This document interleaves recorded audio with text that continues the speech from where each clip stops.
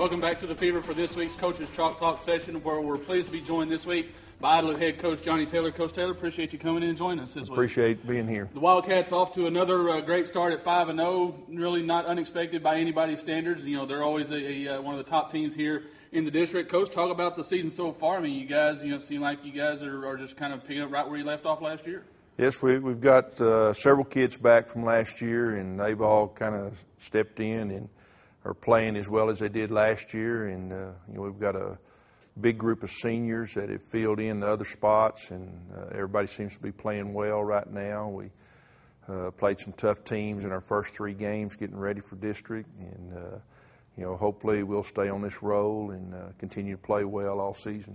Now, as many people may not know, you guys, have a bigger district this year with that new 18 district. Is some of us like to call it the little Big 8. Talk about, it's just loaded one week after another. There's no really easy team in this district. That's correct. All the teams in our district have played well, and there's been a lot of close football games and a lot of talent in this district. So it's going to be a battle every Friday night, and you can't afford to have an off night, or you could really struggle.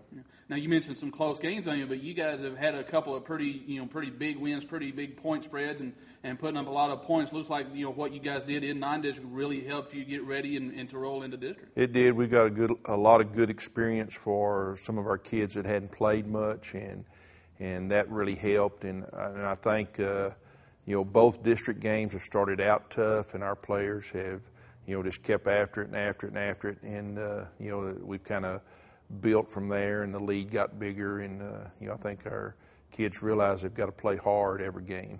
And one thing I noticed about your squad, and it seems like the last couple of years, especially with a guy like Sean Reagan at quarterback, we're sitting there looking. Sean's bigger than some of your offensive linemen. That just kind of goes to maybe the talent level that you guys have out there at Idlewood. Right. Having Sean gives us an extra blocker sometimes on some of our plays, and that makes things go really well. But he does a good job, though, leading the team and throwing the football. Also, we've been getting better there, so he's good for us. Now, one thing you mentioned, Sean being a lead blocker, which is kind of something in your base run offense. You'll pitch it to Tanner Cook, your outstanding running back, and then Sean will help lead the blocking. But the thing I always like to tell people about your run offense is the fact that you sit there and you line up in the 2 tights and you just run at people, and you pretty much don't pull any punches. You pretty much know, and teams know where you're going to go, but you just sit there and through execution and I guess maybe attitude, you guys really run the football extremely well. We do, impress upon our kids that the sweep is going to be our base play, and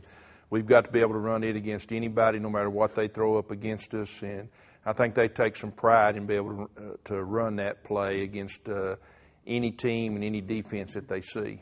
Talk about that sweep here on the chalkboard. What is it, through execution, through design that makes it so effective, Coach? And it's funny, we have to adjust just about every week, but our basic stuff is our tight end will base up on their defensive end. We'll base up here on the 5 technique, which we've got to keep him from working outside.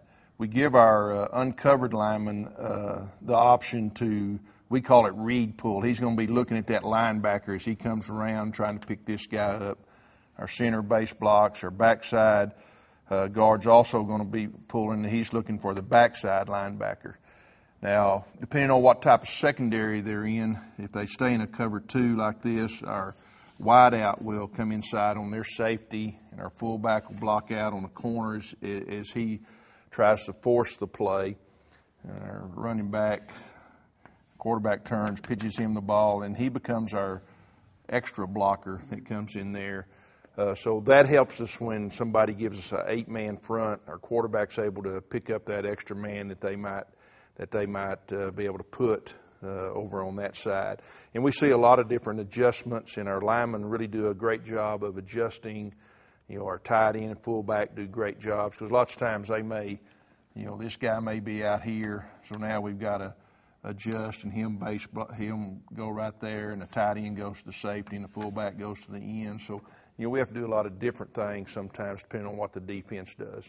Is it something so basic that even the adjustments, like you said, you make here are kind of, I don't want to say minor, but they're pretty easy to make and don't really involve a lot of tweaking with your offense? Right. And our kids have, most of our kids have a lot of experience, and they run this play starting in the 7th grade, so, they know how to make adjustments, and they've really done a very good job this year of adjusting to a lot of the different things we've seen different defenses do, because we've worked, a team may run a certain defense all the other games, and they get to us, and it's totally something different, something we're not expecting, but our linemen adjust on the run. Our offensive line coach does a good job getting them adjusted, and we don't miss a beat. Well, in an era when a lot of teams are going to the spread and throwing the football, it's refreshing sometimes, especially for somebody like me, to watch a team that runs the ball so well and executes so well. Coach Taylor, appreciate you coming in for this week. Glad to be here. Thank you. When we return, I'll give you this week's picks, and we'll run down this week's slate of games right here on The Fever.